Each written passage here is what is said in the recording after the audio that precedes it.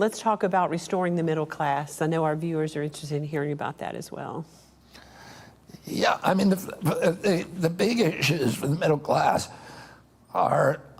is inflation and the capacity to own a home. If Americans can't buy a home, we lose the middle class in our country. Because when you own a home, it not only, you care about your community, you care about your police, your firefighters, your education, you go to the PTA meetings, you care about your neighbors, about appearance, but more importantly, you have equity. You have access to equity, because you can take a second mortgage. So if you have an entrepreneurial impulse, if you want to build a sporting goods store or a yoga studio or a bowling alley or a saloon, you have the access to do that. And that's when, when we got all the Americans in a home with the GI Bill after World War II, that created the American middle class, and it as the greatest economic engine in the history of mankind.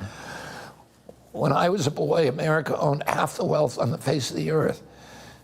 And we were, we were making things because you had all these entrepreneurs, building stuff. And now that's gone. And, we have, for the first time, we have a generation of kids. I have 7 kids.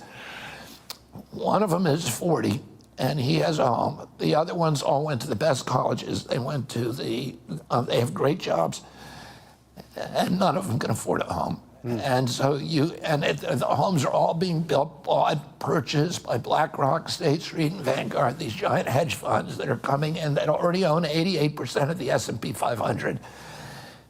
So they own all the business, and now they're coming in and trying to, turn us into a feudal aristocracy where the rich own the land and you can't have a middle class. So let's talk about these names, and tell me, what do you think about when I say Bill Gates, George Soros, and some of the other elite? Yeah, I mean, I think that the Gates and Soros, and I know most about Gates, because I've written a book about him, and that what he calls philanthrocapitalism, which is you use philanthropy to make yourself rich, and you use it strategically, and that's what he's done again and again.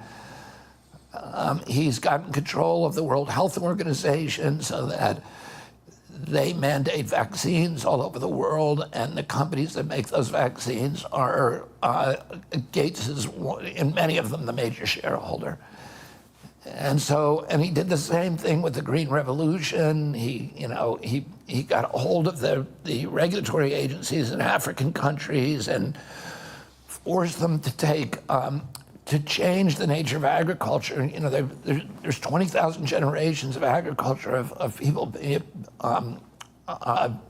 growing crops like sorghum and plantains and yucca and all these plants for subsistence.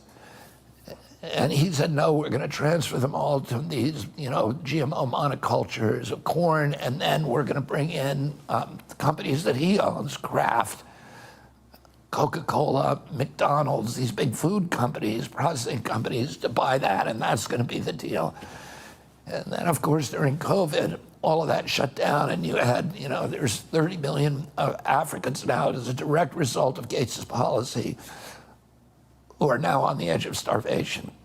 Tell that story that you shared with me a couple of years ago about the vaccines that Gates sent over supposedly for women that, I don't know, was to control birth control or what? Yeah, exactly. That's another, I think the real tell was what happened with the DTP vaccine, which is diphtheria, tetanus, and pertussis. Because of Gates pushing this shot, is now the #1 vaccine in the world, DTP. And it's mainly given in Africa. That particular shot is discontinued in the United States because it was killing or badly injuring 1 out of every 300 kids who took it. We ended it in Europe and the United States, but Gates is giving it to every kid in Africa. And in 2017, he asked the Danish government for money to support this program, and it said, we've saved 20 million kids. The Danish government said, can you show us the data? He couldn't. So the Danish government went and did its own study, and they had records of 30 years of this vaccine in a country called Guinea-Bissau. And they looked at the records, and what they realized in retrospect, which they were never seeing, is that the girls who were getting that vaccine at 6 months of age were 10 times more likely to die over the next 6 months as children who didn't get it. Wow. And they were dying of things that nobody on the ground had ever associated with vaccination. They were dying of anemia and bilharzia and malaria and dysentery, and